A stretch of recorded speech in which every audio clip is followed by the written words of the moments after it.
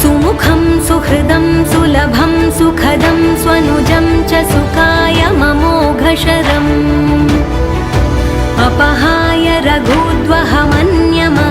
न कथञ्चन कञ्चन जातु भजे